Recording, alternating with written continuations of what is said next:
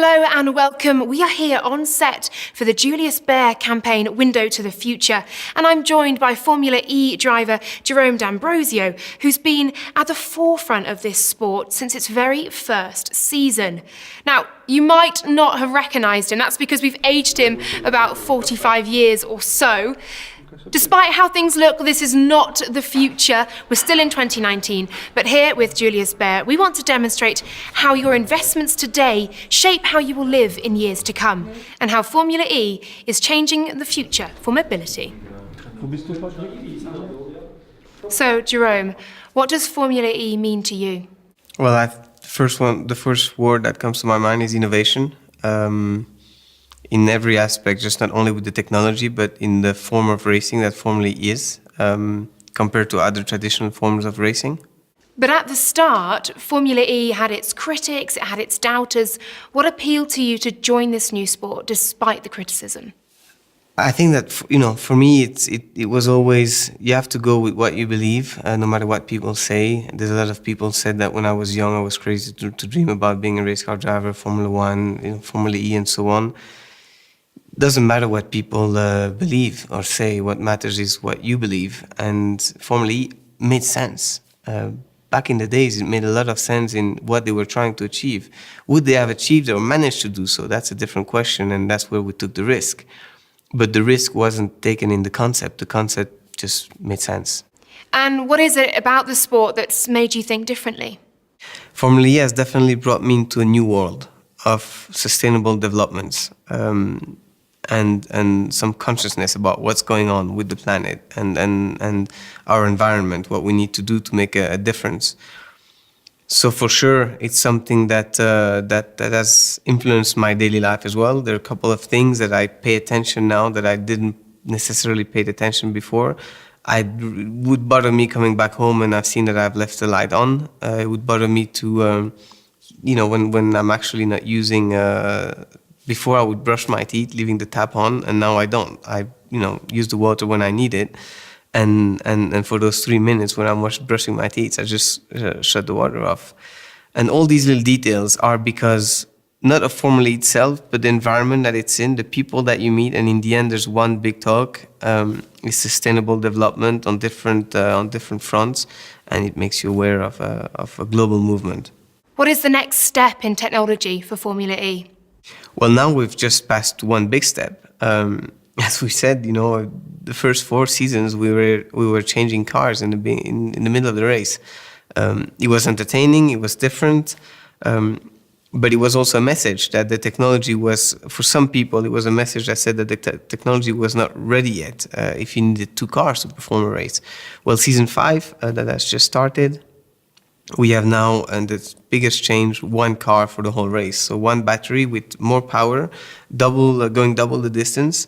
This is a development that we're trying to push. And let's not forget that in an environment like racing, we always ask more to the engineer. So the rate of development is much higher than in any other industries. And this is why Formula E is so important in that aspect, I think, also for manufacturers.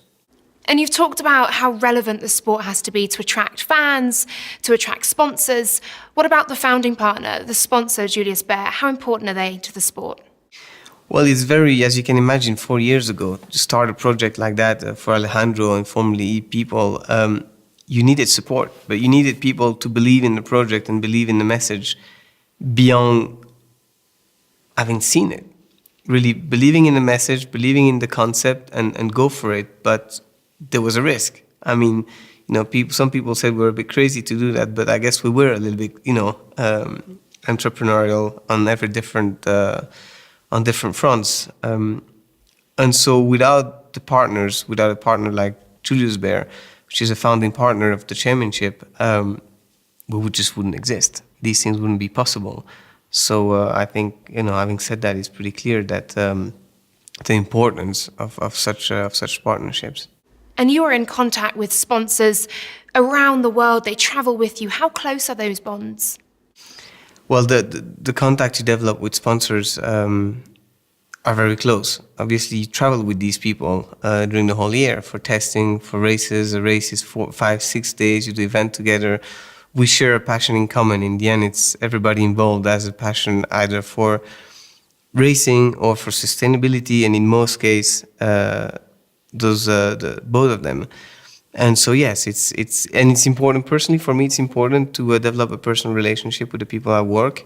In the end, you're only as good as the people that surround you, and sometimes they go through things or you go through things, and understanding and knowing each other better always, I believe, makes for a better work relationship and better results. How we invest today is how we live tomorrow. That's the Julius Baer philosophy. What does that mean to you? I think it's a long-term vision. I think it's really important to look beyond tomorrow and look in the future. And you have to understand that any act or any action you take now will have an effect not only tomorrow but from the long term. And that long-term vision, I think, is one of the most important things if you want to find sustainable solutions for our future. And what criteria do you use personally to make your own investment decisions? Well, I think that definitely investing into a project or a company that I believe has a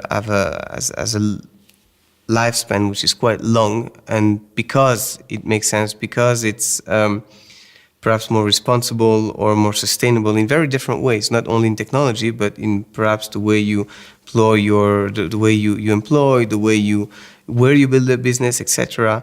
is quite something that's important. And perhaps for me, I think it's important, of course, because we have to be responsible, but also because I believe they are probably the best businesses in the future, because they have that long-term perspective, and the possibility of growth, in touch with regulations that are evolving towards making sure that people do the right thing. And you really took a risk at the start of all of this. What advice would you give others to make bold, innovative investments? Well, sometimes you have to go with your gut feeling, with your instinct, and it's something that is scary sometimes because and you do take a risk. But at the same time, if you don't take risks, you don't get any reward. This is just a fact. So for me as a race car driver, if I don't risk it at one point and push the limits, then I just won't be on pole position. An entrepreneur, if at one point he doesn't throw himself out there and just start his thing, and nobody knows if it's going to work or not, you hope it will, but you don't know. If you don't take that risk, then you won't ever achieve anything special or anything that you want to achieve. Actually, personally, I think risk, reward comes with risk. Thank you, Jérôme. Okay, cut. Next. Back to one.